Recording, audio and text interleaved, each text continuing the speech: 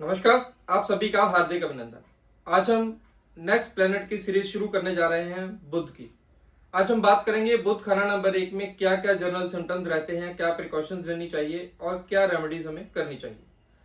सबसे पहले हम समझते हैं कि फर्स्ट हाउस जो सूर्य और मंगल का घर है, यहाँ पर सूर्य बुध का मित्र है और मंगल इसके लिए शत्रु का रखता है। बुध जो कि सूर्य के इर्द गिर्द ही रहता है, क्योंकि बुध और सूर्य की आपस में डिस्टेंस 28 डिग्री से ज़्यादा नहीं होता, यह एक रूल है। इसलिए सूर्य या तो बुध के साथ होगा या एक घर आगे या एक घर पीछे। इसलिए यहाँ पर सूर्य की इंपॉर्टेंस बहुत ज़्यादा हो जाती है, क्योंकि बुध को कहा गया है बिन पैंदे का लोटा। उसका कारण यह है कि बुध जिसके साथ बैठता है उस ग्रह को अपनी ताकत दे देता है, और जो ग्रह बुध के साथ बैठता है उसकी ताकत स्वयं बुध ले लेता है। जब भी उसकी दशा अंतरदशा आएगी तो यह रोल प्ले होगा। अब हम एक जो लॉ है लगन को देखने के लिए खाना नंबर 7, 8 और 11, जो मैंने आपको पहले भी बताया है, 7th हाउस, 8th हाउस और 11th हाउस का रिलेशन, उस चीज को सबसे पहले हमें देखना होगा। दूसरा जो लॉ है कि लगन का ग्रह 7वें ग्रह से जागता है। अगर 7th हाउस खाली होगा तो यहाँ पर बुध सोया हुआ माना जाता है, जिसके कारण कि उसके फलों में कई हद तक कमी देखने को मिलेगी अगर खाना नंबर 7 खाली है। अब हम बात करते हैं, अगर लगन बुध लगन में हो तो क्या क्या जर्नल चीजें जातक में देखने को मिलेगी। ऐसा जातक जो होगा मन का राजा होगा, अपनी मन मर्जी का मालिक होता है, मस्त मौला होता है। ऐसे जातक को भाई बंधुओं का साथ और सपोर्ट कम देखने को मिलेगा। गुस्सा इसको एकदम से आता है और एकदम से उतर जाता है, क्योंकि बुध पारा भी होता है, वैसे ही यहाँ पर रोल प्ले करता है, एकदम से ऊपर गया और एकदम से नीचे आ गया। बातों का धनी होता है, अपनी बातों में किसी को भी अपनी बातों में फंसा लेना या उसको अपनी बातों से इम्प्रेस कर लेना, दोनों चीजें हम देखने को मिलेंगी। जैसा बुध होगा, अगर नेक है तो वह अच्छा देखने को मिलेगा, नहीं तो चापलूस जैसा भी आपको देखने को मिल सकता है। नेचर थोड़ी मजाकिया होती है, हरफन मौला ऐसा लोग होता है, लोगों के लिए फायदेमंद, पारस मनी लिखा गया है इसे बुक है। अब हम बात करते हैं बुध अगर खाना नंबर 1 में हो तो क्या क्या चीजें हम देख सकते हैं।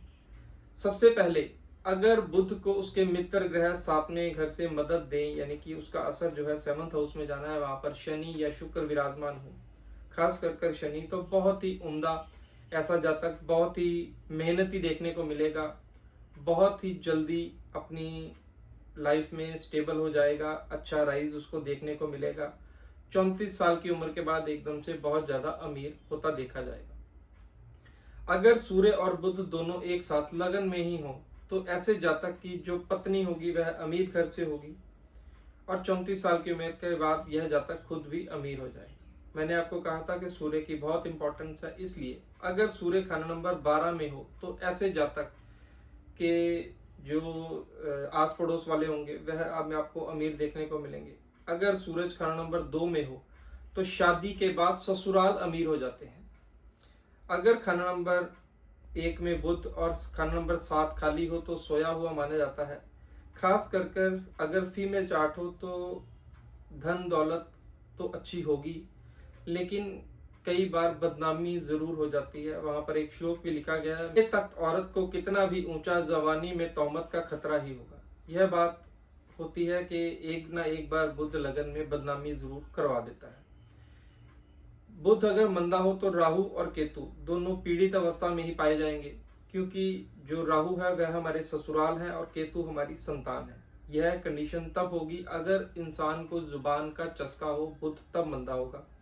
जुबान का चस्का यानी कि वह मांस मदिरा का सेवन करने वाला, गोश्त खाता हो, ड्रिंक करता हो, तो यह चीज़ें उसके लिए खराब देखने को मिले। जातक को म्यूजिकल इंस्ट्रूमेंट बजाने का शौक होता है, लेकिन उससे कुछ फायदा नहीं होता, करियर में उसके रिगार्डिंग कुछ हासिल नहीं कर पाता।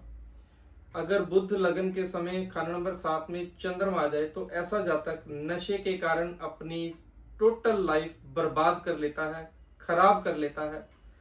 ऐसे जातक को हमेशा इन चीज़ों को अवॉइड करना चाहिए। अब हम बात करते हैं कौन कौन सी प्रिकॉशंस ऐसे जातक को लेनी चाहिए। सबसे पहले तो ऐसे जातक को नॉन वेज, अंडा नहीं खाना चाहिए, ड्रिंक नहीं करनी चाहिए, जुबान पर काबू रखे, जुबान का चस्का मत पैदा करें।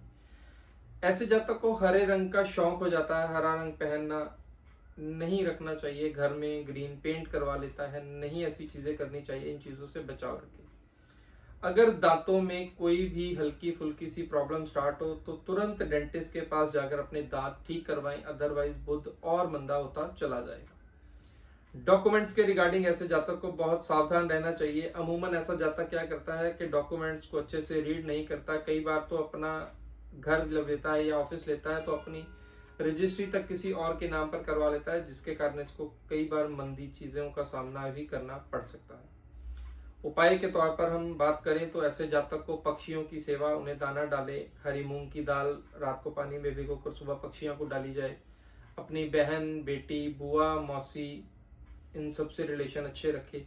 साली से दूर रहे, साली के कारण कई बार बदनामी भी होती है और कई बार फाइनेंशियल लॉस भी हो जाता है। ऐसे जातक को ट्रैवल करते रहना चाहिए, ट्रैवल कर कर काम करे तो बहुत फायदा होता है। ऐसे जातक को अपनी वाणी पर हमेशा काबू रखना चाहिए, संयम रखे, कभी भी अपशब्द ना बोले, मौके की नज़ाकत को समझकर, सोच समझकर बोलना चाहिए, कब कितना और क्या बोलना है, यह खास करके। हमेशा ऐसे जातक को चाहिए कि भगवान में, ईश्वर में आस्था रखे, नास्तिक ना बने। कई बार ऐसा जातक नास्तिक होता चला जाता है, ऐसा भूल कर भी मत कीजिए।